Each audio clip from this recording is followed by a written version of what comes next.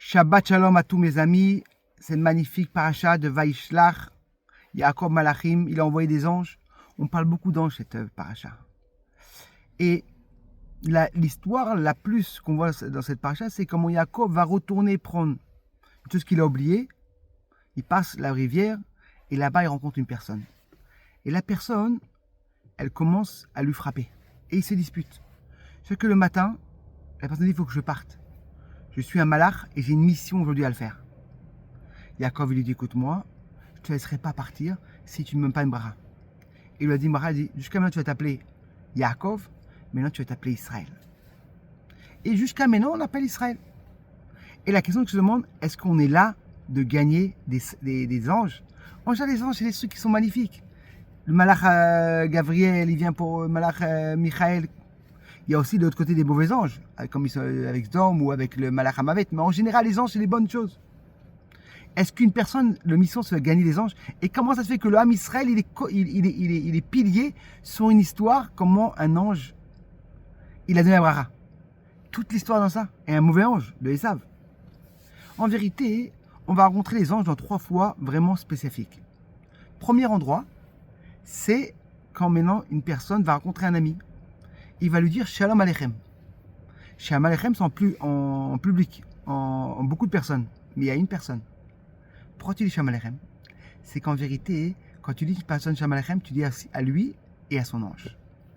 Quand on arrive le Shabbat, le vendredi soir, et il y a 2 anges qui vont avec nous. Un bon ange et un mauvais ange. Et dès que tu rentres à la maison, le bon ange, il dit j'espère que la semaine prochaine, ça va être comme ça. Et le mauvais ange, il dit Amen. Et la 3e place, c'est quand on fait le Birkat Hamazon. Osé Shalom Bourma, oui, Osé Shalom Israël, Vimbrou Amen. On ne dit pas Amen quand on dit nous-mêmes. Pourquoi en vérité on dit Amen?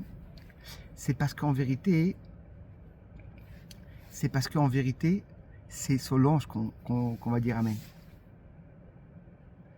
Ça veut dire qu'en vérité, sur l'ange, on va dire Amen. Et la question se demande, comment ça se fait que l'âme Israël il est connecté avec une histoire d'un ange qui était mauvais et qui a voulu frapper? Alors la Gemara nous raconte, quand un bébé il va être né dans le ventre de la maman, alors il y a un malach qui va venir, et il va prendre le petit bébé. Il va me demander, mais qu'est-ce qui va être le bébé? Riche, pauvre, intelligent, bête, fort, pas fort. Et comme ça, la personne va sortir de ce monde-là. Une personne, il va venir, il va dire, mais qu'est-ce que tu veux de moi? C'est comme ça que je suis créé. Qu'est-ce qu'on lui dit en vérité? S'il y a eu l'ange d'Esav, il a dit quoi? Tu vas pas t'appeler Yaakov, tu vas t'appeler Israël. C'est quoi Israël en vérité? Sarkel, le prince d'Hachem. Un juif, il a la force de changer. Même si tu es comme toi, tu as une force de changer. Que Bezrat d'Hachem, on sait que c'est très dur de changer des midotes, des caractères, mais un juif, il a la force de faire des changements, de se rapprocher, d'avancer.